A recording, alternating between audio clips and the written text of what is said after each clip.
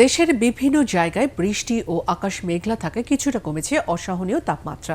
সকাল থেকে রাজধানী ঢাকার আকাশ কিছুটা মেঘাচ্ছন্ন, সূর্যের তেজ কম, নেই প্রখর রোদ ও প্রচণ্ড গরম। আগামী 2 দিনে তাপপ্রবাহ আরও কমতে পারে বলে জানিয়েছে আবহাওয়া অধিদপ্তর। তবে বাতাসে জলীয় বাষ্প বেশি থাকায় অস্বস্তিকর অবস্থা বিরাজ করতে পারে বলে জানিয়েছে আবহাওয়াবিদরা। আগামী সপ্তাহের শেষে বর্ষার বৃষ্টি শুরু হলে অনেকটাই কমবে তাপমাত্রা।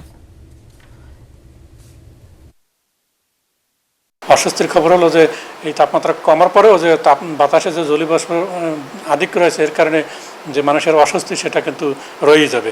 আগামী 9-10 তারিখে যেহেতু বৃষ্টিপাত অনেকটাই কমে যাবে, তখন হয়তো সেটা 38 ডিগ্রি ক্রস করে কোথাও কোথাও 40 ডিগ্রিও টাচ করতে পারে, বিশেষ করে দেশের পশ্চিম অঞ্চলে, যশোর, চুয়াডাঙ্গা, রাজশাহী এই অঞ্চলে। বর্ষাকালীন বৃষ্টি সেটা 11 বা 12 তারিখ থেকে দেশের বেশিরভাগ জায়গায় এটা শুরু হতে পারে। তখন তাপমাত্রা মানুষের সহনীয় পর্যায়ে নেমে আসবে।